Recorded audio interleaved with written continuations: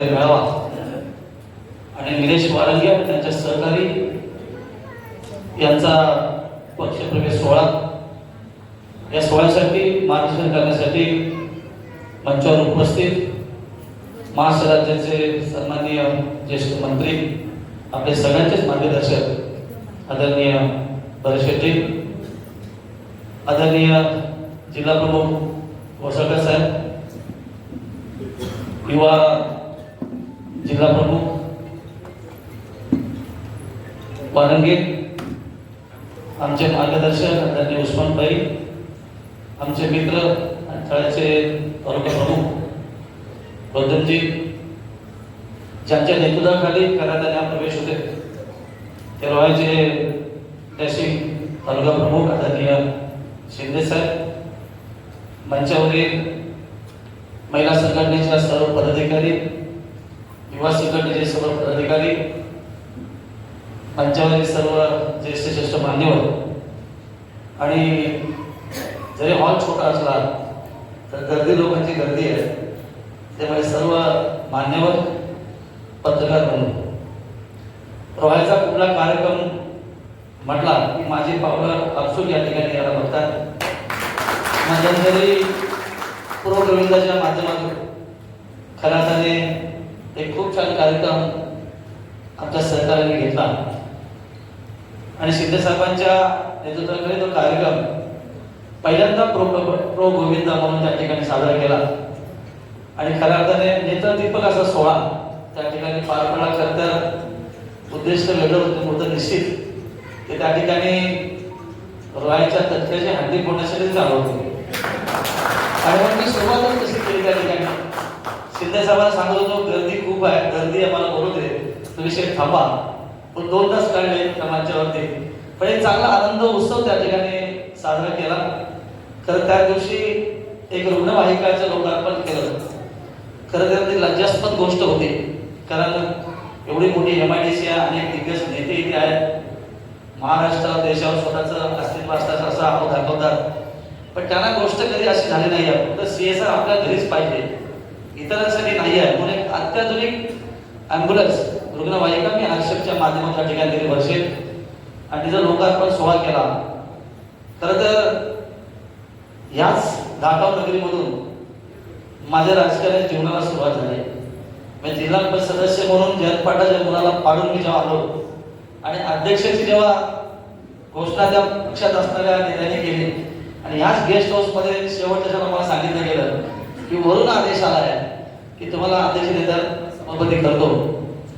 तिकडं गाडीला स्टार्टर मारला, गेलो अध्यक्षाला पाव खाला, बरेच पराभूत झालो, पण जेथे लढलो आणि तिथून ठरवलं की कुठल्याही परिस्थितीमध्ये तटकरेच्या नाराला हात नक्की लावायचा.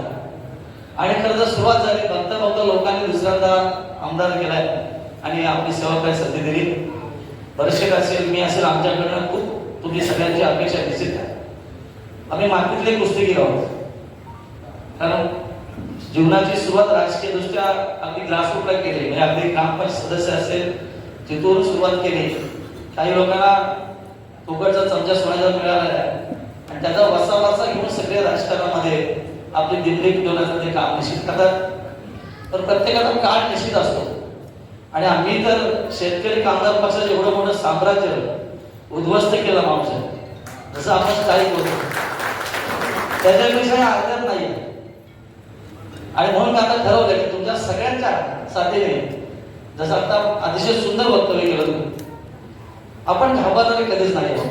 त्याच्यामुळे इथवाच्या प्रवासामध्ये अनेक केसेस कोर्टात घेऊन अंगावरती मी इथवाचा प्रवास केला, बरेचसे असेल, मी असेल, अनेक आरोप झाले, पण त्यातून खऱ्या आम्ही बाहेर निघालो, जनतेचे सेवक म्हणून काम करायला लागलो आणि बघता खऱ्या अर्थाने जनतेने स्वीकारलं. बरेचसे 4 टर्मचे आमदार आहेत, आता मंत्री आहेत, मी दुसऱ्यांदा आहे. त्यांचाही जिल्हा परिषद सभापती असा प्रवास झाला, माझा जिल्हा परिषद सदस्य सरपंच सुरुवात झाली. त्यामुळे लोकांचं जीवनमान कसं राहिलं पाहिजे हे अति बारकाईने बघितलं. काही आपण प्रसंग सांगितले, मी ऐकलं त्या ठिकाणी, मला आठवते त्यावेळेला 1800 केसमध्ये मी साधा जिल्हा परिषद सदस्य मला माहीत नाही, पण त्यावेळेला मी तुम्हाला मदत करण्याचा प्रयत्न केला. कारण तटकरेचं कुठील राजकारण आपल्या सगळ्यांना माहिती आहे. आता आपण बघितलं की काल परवा टीव्हीला बरेचसे स्टेटमेंट होते, मग आमच्या त्या मंत्री महोदय ताई असतील किंवा त्यांचे भाई असतील किंवा स्वतः ते वडील असतील, पिताश्री असतील, अजितदादांनी केलेल्या कृत्याचं कसं ते चादर टाकत होते की आजीचा स्वभाव असाचा आहे, ते असेच बोलतात, हे सगळ्या कृतीने सांगत होते. पण खरंच लाज वाटली पाहिजे एवढ्या मोठ्या नेत्याने अशा प्रकारे भाष्य करणं. एका महिला अधिकाऱ्याच्या विषयी आपल्या नेत्याने असं वाईट शब्दात वक्तव्य केलेलं आहे, त्याची झाकण कशी केली जाते हे त्यांच्याकडे अनुभवायला मिळालं. अर्थात आपण बघितलं या जिल्ह्यामध्ये अनेक दिग्गज कुटुंबांना, नेत्यांना, पक्षाला फसवणारे ते नेते आहेत. त्यामुळे आता सगळं ठरवलंय. आता तर आम्ही 3 आमदार आहोत आणि त्याच्यावर ताकदवर निश्चित आहोत, त्याच्यामुळे काळजी करायची गरज नाही आहे. मी नगरपालिकेच्या निवडणुकीसाठी पण सज्ज आहे, येणाऱ्या पंचायत समिती, जिल्हा परिषद सज्ज आहे, ग्रामपंचायतीला चिंता करायची गरज नाही. कारण रोडचा अभ्यास, दोन्ही रोडचा मला नक्की आहे, कारण मी काही नसताना तुम्हाला मदत केली आहे. फार छोटी पंचायत ती कशी काय आमच्या काही आहेत नाही, त्या सगळ्या गोष्टी मला पूर्ण ज्ञात आहेत. त्यामुळे तो परिपूर्ण अभ्यास आहे आणि दोन्ही आम्ही राजकीय पटलावरती परिपूर्ण अभ्यास केला आहे मंडळाकडून. कुठे घाबरायचं कारण नाही आहे, ते घाबरले. आता आपल्याला घाबरायची गरज नाही आहे. एकाच एक आपण जोडत जाऊ. माझ्या अपेक्षा निश्चित आहे शिंदे साहेबांची किंवा सगळ्याच आमच्या पदाधिकाऱ्यांची सगळ्यांची तळमळ निश्चित आहे की अलिबाग किंवा मानगावात ताकदवर भाव आला पाहिजे. ती वेळ नक्की आली. आता आपण बघितलंय की शिंदे साहेबांच्या खूप आशीर्वादाने आम्ही सक्रिय राजकारणात, समाजकारणात काम करत असताना त्यांनी जे का आम्हाला मार्गदर्शन केलंय ते घेऊन आम्ही जनतेसमोर राहतो. तेव्हा घाबरणं आमचा पिंड कधीच नाही. आधी होता पुढे नाही आहे, अंगावर घेणं आमची संस्कृती आहे. तेव्हा रोहा काय मला असं वाटत नाही. तुम्ही सहज सरकारी पडेल ते पडून जाते, पण तुम्ही फोडत नाही आहे. आणि म्हणून मी आज तुमच्या पाठीला हात देऊन लढ म्हणाला आलो. तुम्ही लढा, कुठलीही काही कशी चुकी झाली तरी ती आम्ही मोठा घेऊन नक्की तुम्हाला मदत करणार. एवढी मोठी MIDC आहे, तर आमचेच मंत्री आहेत, उदयजी सामंत मंत्री आहेत. आम्हालाही वाटतं की आमच्या मंत्र्यांनी आपल्या कार्यकर्त्याला पळायला पाहिजे, नेत्याला पळायला पाहिजे. तसं होताना दिसत नाही, हे दुःख निश्चित आहे. MPCBचे अध्यक्ष देखील आपल्याच पक्षाचे आहेत, त्याने देखील आपली कैफियत खरं ऐकून घेतली पाहिजे. कारण मी देखील एका कंपनीमध्ये एम्प्लॉई म्हणून काम केलं. त्या कंपनीचे रूल रेग्युलेशन मला नक्की माहिती आहे. मी युनियन चालवलेली आहे. पण बऱ्याचशाच्या माध्यमातून नक्की त्या नेत्याला आम्ही एक संदेश देतो की आम्ही आमची नाराजी निश्चित आहे. खरं तर रोहामध्ये अनेक कंपन्या बंद होत चालल्या. खरं तर पत्रकारांनी याच्यामध्ये विशेष लक्ष द्यायला पाहिजे. कारण रोजगार निर्मितीचं साधन आहे आणि अनेक कंपन्या बंद का होत आहेत, तर या साहेब असेल, ताई असेल, हे असेल, याची मक्तेदारी जी आहे ती बंद करायला पाहिजे.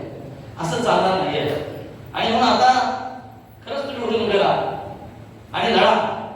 काय चूक झाली तर मी माफ नक्की करेन, तुम्ही काळजी करायची नाही. आम्ही हातोहाय करून मोठे झालो, त्यामुळे घाबरायचं कारण नाही आहे. आता आई पाशेकरांचे नक्की मी आपल्या ठिकाणी करतो, बिचारे आजारी आहेत, पण त्यांचं स्वप्न देखील मी पूर्ण केलंय. कारण एकेकाची लढाई आपल्याला माहिती आहे की भाईला अध्यक्ष करा किती लोकांनी ब्लॅकमेल केले, शेका पक्षाने केले, राष्ट्रवादीने केले, सगळ्यांनी केले. पण मी आणि भाई जिल्हा परिषद असताना भाईचं स्वप्न एका जिल्हा परिषदेच्या मीटिंग मध्ये मी त्याला खुर्चीवरून बसवलं आणि ती मीटिंग चालवली. ते आजही त्याचे चिरंजीव आठवण करतात, याचा मला सार्थ अभिमान निश्चित आहे. पण तेव्हा भाईला पण अनेक आम्ही सांगली गाड्या देतो, बोलवलं देतो, पण भाईचा त्यावेळेला जो विश्वास असेल, कदाचित भाई उलट्या मार्गाने गेले असतील, तटकरे जन्म आलेच नसते. हे देवात सत्य आहे, देवात सत्य आहे. अशा अनेक जण आहेत या महाभागाने त्यांना संपवले. आता तोच वेळा आपण उचलायचा आहे. हा बोलायचं काही कारण नाही. आम्ही तेवढे ताकदवर आहोत, सगळ्या गोष्टी ताकदवर आहोत. तुम्ही काळजी करू नका. कोणतरी सांगतात तटकरे करा, असे आहे तसं आहे, आम्ही काय कमी नाही आहोत. फक्त आम्ही दाखवणार निश्चित आहे.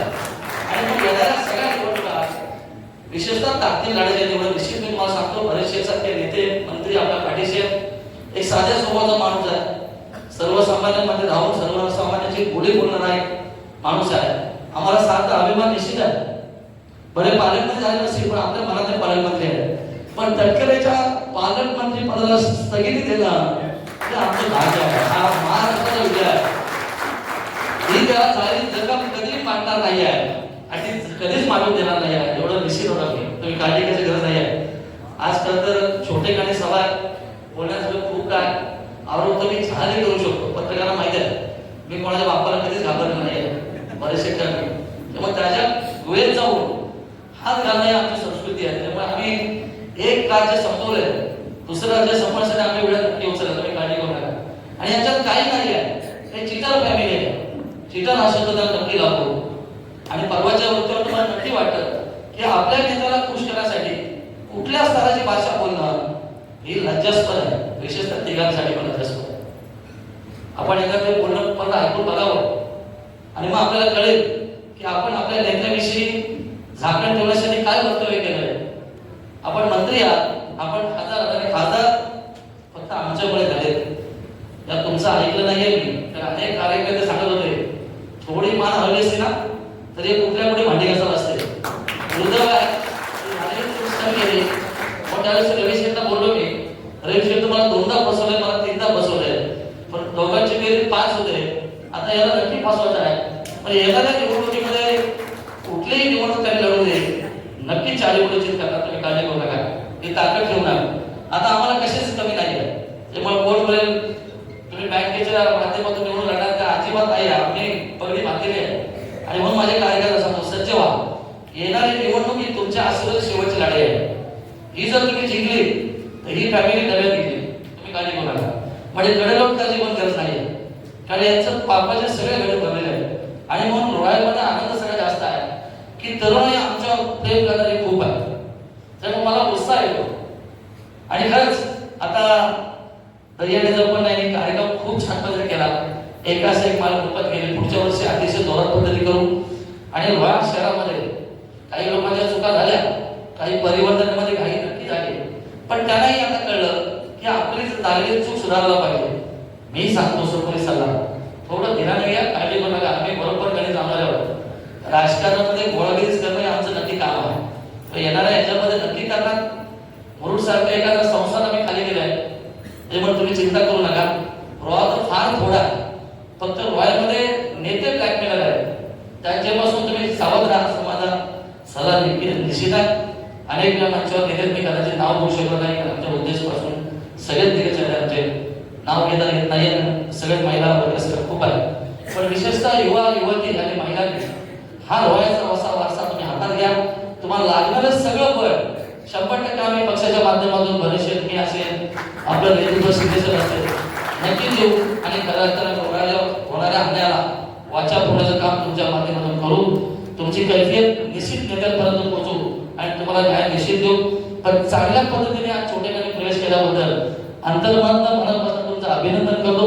येणाऱ्या सगळ्या गोष्टीमध्ये तुमच्या पाठीशी उभारण्याची ताकद तुम्हाला देतो. जय हिंद, जय महाराष्ट्र.